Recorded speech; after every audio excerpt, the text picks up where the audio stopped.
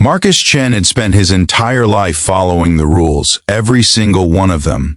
He was the kind of man who color-coded his calendar, meal prepped on Sundays, and had never missed a day of work in 7 years at Patterson and Associates, one of Manhattan's most prestigious investment firms. His colleagues called him the Machine, not because he was cold, but because he was predictable, efficient, and utterly reliable. At 32, he had the corner office, the luxury apartment overlooking Central Park, and a carefully curated life that left no room for chaos. But what Marcus didn't have, what he had convinced himself he didn't need, was love. Love was messy. Love was unpredictable. Love broke rules, and Marcus Chen never broke the rules until the day he met Emma Walsh, and his perfectly ordered world shattered like glass. It happened on a Tuesday morning in November, the kind of cold that bites through expensive wool coats and reminds you that winter in New York shows no mercy. Marcus was doing what he always did, walking the exact same route to his office, earbuds in, financial podcast playing, when he saw her. She was sitting on the steps of the public library, her thin jacket clearly insufficient for the weather, her hands wrapped around a paper cup of what had to be cold coffee by now. But it wasn't her appearance that stopped him. It was the notebook in her lap and the way her pencil moved across the page with such desperate intensity, as if she was pouring her soul onto that paper before it could escape. She looked up for just a moment, and their eyes met. Hers were green, the color of sea glass, and they held something he recognized because he'd spent years burying it in himself: loneliness. Marcus should have kept walking. That was the rule. Don't get involved. Don't deviate from the schedule. Don't let anything disrupt the careful balance he'd constructed. But instead, he found himself stopping at the coffee cart on the corner, ordering 2 hot chocolates, and walking back to those library steps. He sat down beside her without asking permission, handed her the steaming cup, and said nothing. She stared at him for a long moment, suspicion and surprise warring in her expression, before her fingers wrapped around the warmth. They sat there in silence for 20 minutes while she drew, and he was late to work for the first time in 7 years. He didn't even know her name yet, but something had already begun to shift inside him, like tectonic plates moving beneath the surface of his carefully controlled life. If you believe in the power of kindness, in second chances, and in stories that remind us what it means to be human, please hit that like button, leave a comment sharing your thoughts, and subscribe to this channel. Your support means everything, and it helps us bring more stories like this to you. Her name was Emma, and over the following weeks, Marcus learned her story in fragments, pieces she offered carefully, like someone who had learned that trust was a luxury she couldn't afford. She was 28 and had been living in her car for 3 months after escaping a relationship that had left scars deeper than any bruise could show. She had come to New York with dreams of becoming a children's book illustrator, but life had other plans.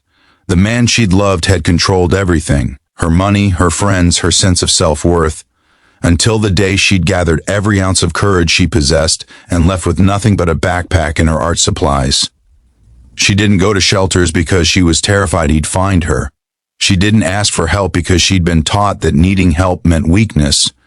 So she drew her stories on library steps and in coffee shops, selling small sketches to tourists for enough money to survive another day, believing this was all she deserved.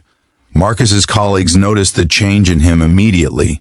He started leaving work at normal hours. He declined after-work drinks. He seemed distracted during meetings, his mind somewhere else entirely.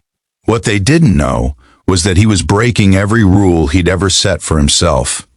He was meeting Emma every morning before work, bringing her breakfast, sitting with her while she drew. He learned that she loved old movies and terrible puns, that she could sketch a perfect portrait in 15 minutes, that her laugh sounded like music he hadn't known he'd been missing. He wasn't falling in love with her because he wanted to save her.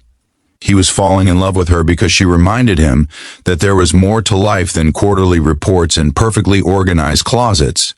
She made him feel something he'd forgotten was possible, alive. But caring about Emma meant confronting the parts of himself he'd buried. Marcus had grown up watching his father destroy his mother with his unpredictability, his addiction, his chaos. Marcus had promised himself he would never be like that.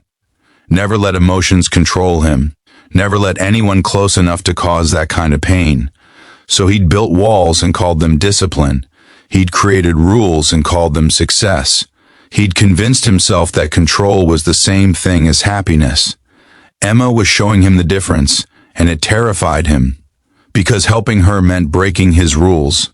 It meant opening his home, his heart, his carefully structured life to the unpredictability of another person's pain and healing.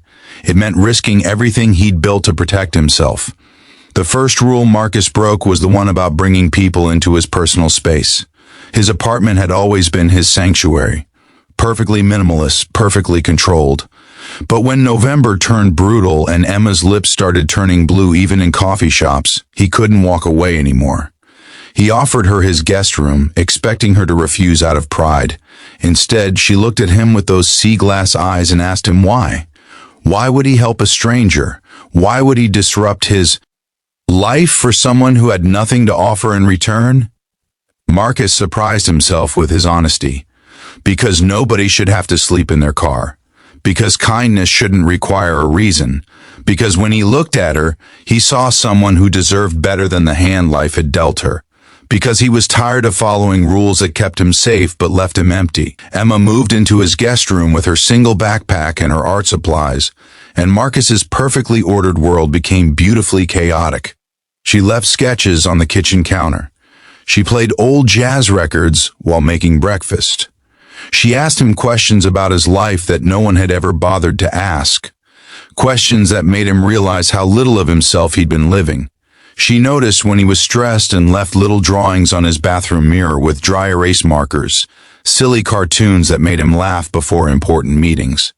She was healing in his space, slowly learning to sleep without nightmares, slowly beginning to believe she was worth the kindness he showed her. And Marcus was changing too, breaking rules he didn't even know he'd made, learning that sometimes the most important things in life are the ones that can't be scheduled or controlled. The second rule Marcus broke was about getting emotionally involved. He'd always kept relationships at arm's length, casual and uncomplicated. But Emma was neither of those things. She challenged him. She called him out when he was being too rigid. She pushed him to take risks, to try new things, to stop living his life like it was a business plan. She made him want to be braver, not just for her, but for himself. They started taking long walks through Central Park, Emma sketching the winter trees while Marcus talked about the dreams he'd abandoned to pursue safety. They cooked disasters in his kitchen and ordered pizza instead, sitting on the floor because Emma said fancy dining tables were overrated.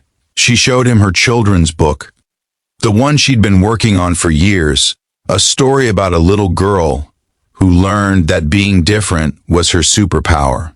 It was brilliant, heartbreaking, and beautiful, just like Emma herself. Marcus used his connections to get Emma's portfolio in front of a literary agent he knew from college. He wasn't trying to save her or fix her life. He was just opening a door that she deserved to walk through on her own merit. When the agent called offering representation, Emma cried for an hour in Marcus's arms, not because her life was changing, but because someone had believed in her enough to help her believe in herself. That night, something shifted between them. The gratitude and friendship they'd built transformed into something deeper, something neither of them had been looking for but both desperately needed.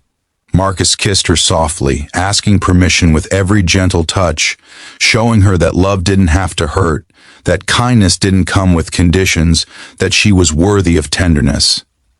The third and biggest rule Marcus broke was the one about protecting his heart. He let himself fall completely, recklessly, beautifully in love with Emma Walsh. He introduced her to his colleagues, proudly calling her an illustrator. He helped her find a small studio apartment in Brooklyn when she was ready, even though part of him wanted her to stay forever. He supported her through the hard days when the trauma crept back, when she doubted herself, when the scars from her past relationship made her question if she deserved happiness. He learned that love wasn't about controlling the outcome or following a perfect plan. It was about showing up, being present, and choosing someone every single day, even when it was messy and complicated and scary. Emma's book sold to a major publisher 6 months after she moved to New York. The advance was enough for her to get back on her feet completely, to buy a car to replace the one she'd lived in, to start building the life she'd always dreamed of. She could have left then. She didn't need Marcus's help anymore. She was strong, successful, and healing. But she stayed, not because she needed him, but because she wanted him.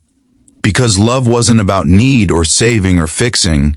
It was about two broken people choosing to heal together, to build something beautiful from the fragments of who they used to be. If this story touched your heart, if it reminded you that love sometimes means breaking the rules we create to protect ourselves, please like this video, share it with someone who needs to hear it, and let us know in the comments how this story made you feel. Your engagement helps us create more content that matters.